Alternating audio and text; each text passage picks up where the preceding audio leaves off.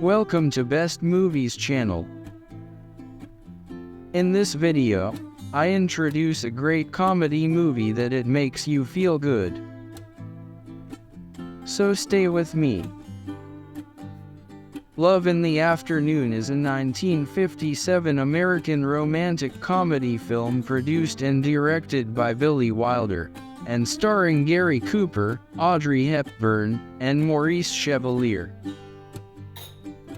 The screenplay by Wilder and I.A.L. Diamond is based on the 1920 Claude Annett novel Ariane, Jeune Fille Russe. The story explores the relationship between a notorious middle-aged American playboy business magnate and the 20-something daughter of a private detective hired to investigate him.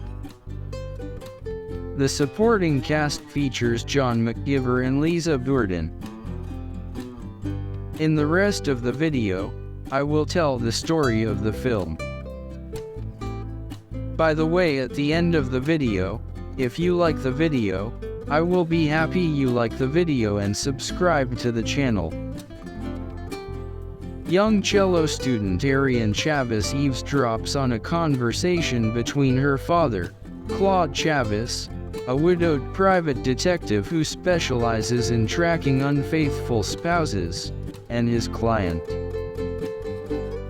Monsieur X.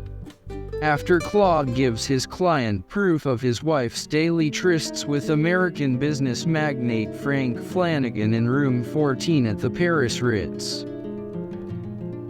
Monsieur X announces he will shoot Flanagan later that evening.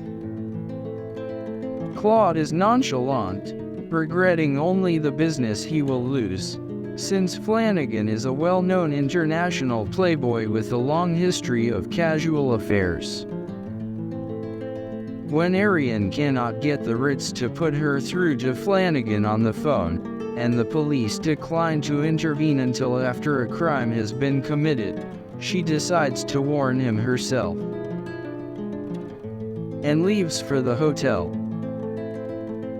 When Monsieur X breaks into Flanagan's hotel suite, he finds Flanagan with Ariane, not his wife, who is cautiously making her escape via an outside ledge. Flanagan is intrigued by the mysterious girl, who refuses to give him any information about herself, even her name. He starts guessing her name from the initial A on her purse, and when she declines to tell him, he resorts to calling her Thin Girl. She has no romantic history but pretends to be a femme fatale to interest him, and soon falls in love with the considerably older man. She agrees to meet him the next afternoon, withholding that she has orchestral practice in the evenings. She comes with mixed feelings, but spends the evening while waiting for him to leave for the airport. Ariane's father, who has tried unsuccessfully to protect her from knowing about the tawdry domestic surveillance details in his files, notices her change of mood but has no idea that it proceeds from one of his cases. A year later, Flanagan returns to Paris and the Ritz. Ariane, who has kept track of Flanagan's womanizing exploits through the news media, meets him again when she sees him at an opera while surveying the crowd from a balcony. She puts herself in his path in the lobby, and they start seeing each other again. This time, when he persists in his questioning, she makes up a long list of prior imaginary lovers based on her father's files, later telling Flanagan that he is her 20th. Flanagan gradually goes from being amused to being jealously tormented by the possible comparisons, but is unsure whether they are real. When he encounters a still apologetic Monsieur X, the latter recommends Claude to him, and thus Flanagan hires Ariane's own father to investigate.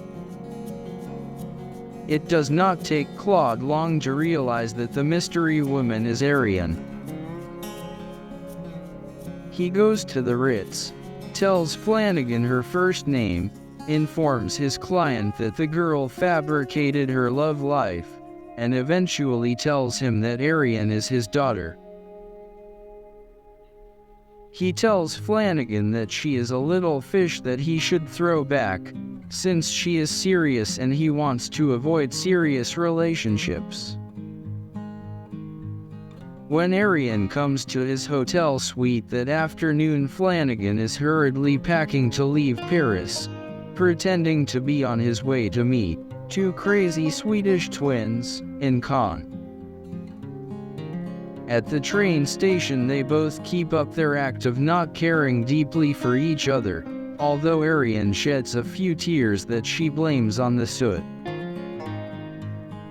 As the train departs, Ariane runs along the platform and tells Flanagan, who stands in the coach's door, that she will soon travel with her many lovers. Running faster and faster as the train speeds up, her femme fatale facade cracks. She frantically repeats, "I'll be alright, I'll be alright," and her love shows through. Flanagan changes his mind, sweeps her up in his arms onto the coach, and before kissing her calls her by her name, Ariane. In voiceover, Claude informs us that the couple were married in Cannes on August 24th, and now live together in New York.